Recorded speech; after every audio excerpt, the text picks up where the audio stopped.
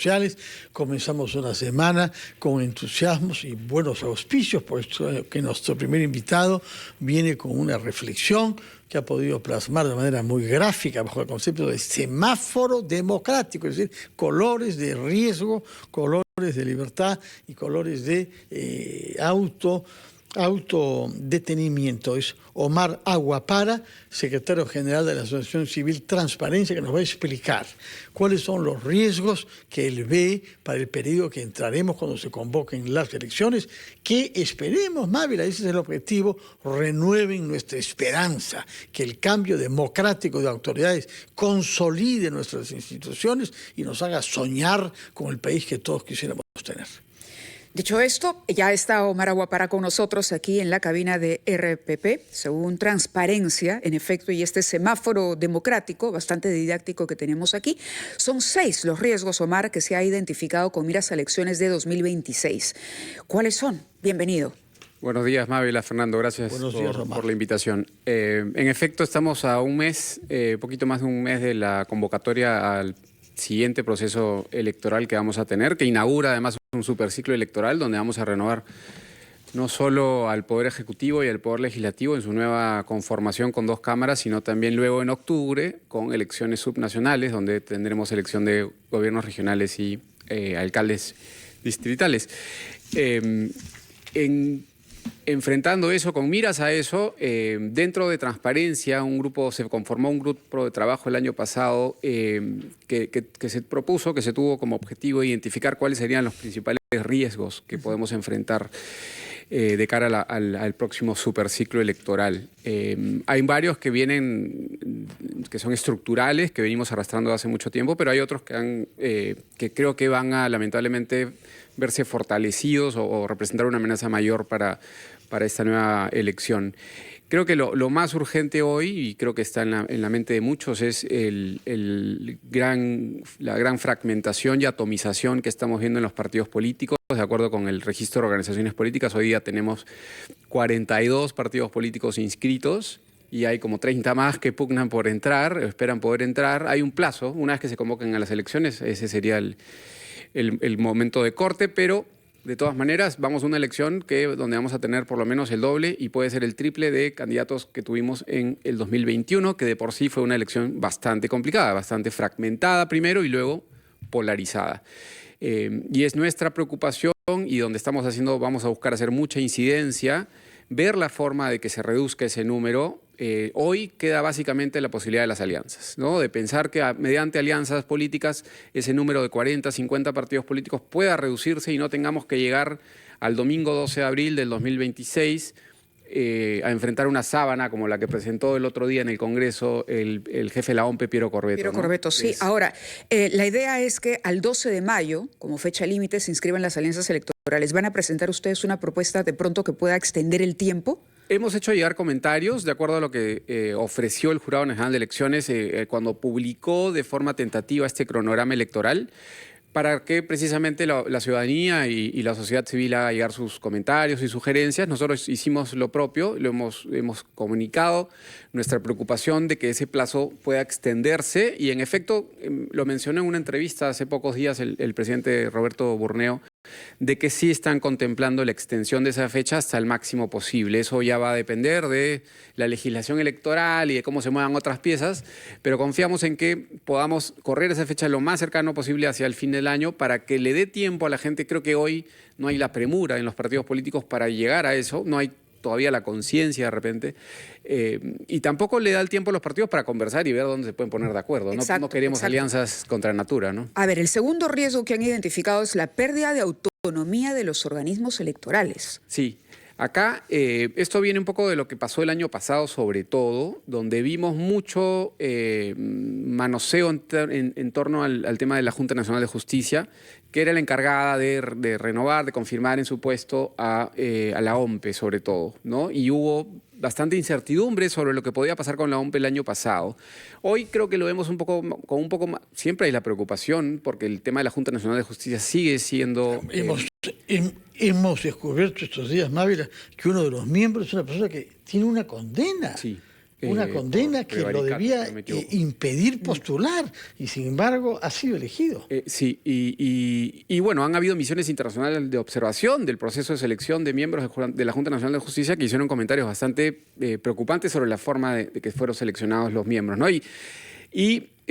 Hoy con los procesos sumarios que se le está abriendo, por ejemplo, también a la presidenta del Poder Judicial y a la fiscal de la Nación, vemos con cierta preocupación la exposición que pueda tener el presidente del Jurado Nacional de Elecciones o la cabeza de la OMPE o la cabeza de RENIEC, porque incluso había una propuesta de reforma constitucional que buscaba que también fuesen sujetos a juicio político. Sí. Y una reforma del artículo 99 de la Constitución, y eso es problemático porque es cierto que son parte del sistema político, pero una condición mínima de las autoridades del sistema electoral. Para ponerlo didácticamente, es como si uno de los equipos que enfrentase un partido tuviera que juzgar el arbitraje. Exactamente. Entonces, no. Hay que aceptar las reglas de juego. Las reglas de juego son esas. Sí. Si el árbitro dice se acabó el partido, se acabó. Y hay una interpretación bastante antojadiza, yo diría, de sentencias del Tribunal Constitucional que supuestamente fortalecen eso. En ningún momento el Tribunal Constitucional o en sus dictámenes iniciales sugirió sí que hay un antejuicio para las autoridades, pero no un juicio político contra ellas. Falta de idoneidad y dignidad de las candidaturas. Es el tercer riesgo que ha identificado el semáforo democrático. Es costumbre nuestra, lamentablemente, pensar que cada congreso es peor que el anterior, ¿no? Y a lo que vamos, y este último también no quedó corto en ese sentido, con mochasueldos, acusados de violación. Ha habido mucha... tránsfugas en cantidad. Tránsfugas, niños, ¿no? Ha habido demasiado decepción, creo, entre la ciudadanía sobre la calidad de sus representantes.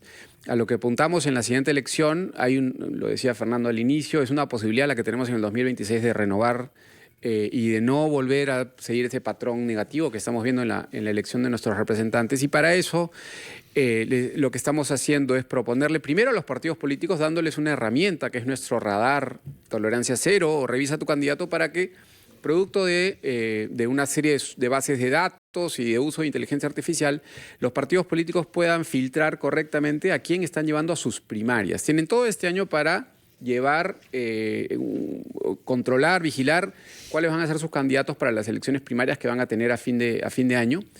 Porque muchas veces ellos se quejan de que no tienen la capacidad para filtrar correctamente a sus afiliados, a sus miembros. Con esta herramienta les podemos ofrecer eso. Hay varios partidos políticos que han aceptado, que ya han firmado un compromiso con nosotros. Y la idea es que luego, después de las primarias, la ciudadanía tenga en su mano esta herramienta y que ya sea responsabilidad de cada uno ver y hacer su tarea para ver a quién está eligiendo, ¿no? Y creemos que es muy importante, pensando además en el Senado y en el poder que va a tener el Senado, asegurar que tengamos autoridades dignas e idóneas en su función de representación. Ojalá, Omar, son 3 de los 6 puntos que han elaborado ustedes como parte de este semáforo democrático. Los otros 3 puntos los explicarás, por favor, después de una breve pausa a la que acudimos ahora para escuchar a los anunciantes. Pero continuamos conversando con Omar Aguapara y nos tocaba analizar los 3 riesgos pendientes. El cuarto dice escasos consensos para la gobernabilidad con debilidad estatal. ¿Qué significa? Uno de los desarrollos recientes que hemos visto en los últimos gobiernos, en los últimos años, ha sido una profunda descomposición de lo que es el aparato estatal, ¿no? De la gestión pública, de las políticas públicas. Y esto también es consecuencia un poco de la forma en que elegimos, ¿no? Y al tener varios o muchos partidos que llegan de manera improvisada, lo que hemos visto es una gran degradación institucional. Parte de los problemas que van a surgir de una elección desordenada o complicada puede ser también el resultado de lo que podamos tener como nuevos funcionarios. Creo que es urgente también pensar en que a partir de quien gobierne el 28 de julio del 2026 es necesario establecer algún tipo de consenso sobre lo mínimo que queremos que funcione en el Estado peruano, ¿no? Es lamentable ver la situación del Ministerio del Interior o de muchos de temas de seguridad ciudadana, el tema de educación, temas de salud. Creo que ha habido mucho descuido por todo el ruido político sobre lo que es políticas públicas relacionadas con esos sectores. Y creo que es necesario pensar en consensos mínimos para devolver un poco la gobernabilidad a esos sectores. Claro, mejorar el nivel, o sea, para ponerlo, digamos, en palabras más sencillas, lo que se ha percibido en los últimos años es que los funcionarios, digamos, han perdido nivel. Sí. Han perdido nivel fuera de los cambios que se han hecho dentro de los propios ministerios, ¿no es cierto? Lo que ha perjudicado la eficiencia del Estado a la hora de usar los recursos y de promover una mejor calidad de vida. Sería interesante, por lo tanto, que los partidos que entren en contienda expongan. Elecciones atrás uno podía ver, por ejemplo, al candidato presidencial que llevaba de la mano, como ocurre en otros países también, llevo a esta persona que, ¿no? que me endosa nivel al equipo y que le da credibilidad al programa de gobierno que yo estoy proponiendo. La discusión ahora, como se ha, digamos, ha cambiado y ahora votamos por una persona, prácticamente no conocemos al entorno que lleva a esa persona. Se reduce a analizar al candidato, más no ni al equipo ni a las propuestas. Así es. ¿No? El 5 es fake news y desinformación. Justo lo comentábamos antes de salir al aire. Sí, y este es un problema que se va a agravar. Ya habían habido indicios, creo, en elecciones pasadas, pero yo creo que el desarrollo tecnológico, sobre todo, va a hacer que esta elección sea probablemente una de las más complicadas en términos de desinformación y fake news, ¿no? Yo creo que va a ser muy alarmante, muy preocupante pensar en el uso de la inteligencia artificial, en el uso de deepfakes, en la posibilidad de que salga un video tuyo o tuyo, Fernando, diciendo palabras que no salen, que salen de tu boca pero que no son tuyas. Y lo mismo puede pasarle a candidatos políticos. Y las redes sociales ciertamente no ayudan, ¿no? La expectativa de que favorecieran una comunicación más horizontal creo que ha degenerado hacia la proliferación de desinformación, de fake news, y eso creo que va a ser un tema que también va a requerir de mucha madurez de parte de los propios líderes. Además, con guerras dirigidas incluso políticamente. Sí. Ahora, ¿qué se puede hacer justamente para incorporar de pronto que los partidos piensen dos veces antes de? Ahí el primer llamado es a la madurez, creo, ¿no? El primer llamado obedece un poco a la capacidad de los propios partidos políticos y de sus propios líderes de no engancharse, no hacer uso de estas herramientas negativas para la democracia. Desde afuera lo que podemos hacer es tratar de fomentar buenas prácticas, evitar el uso de redes sociales o el mal uso de redes sociales para comunicar. Hay un rol que corresponde a la ciudadanía, pero creo que también esto empieza por parte de un liderazgo político responsable, ¿no? Sin ellos, sin eso es imposible. Y el sexto punto es la distorsión de la bicameralidad. Sí. Uno de los grandes cambios es que votaremos por un Congreso con dos cámaras diferentes, se restablece el Senado, sí, que fue abolido por la Constitución del año 93.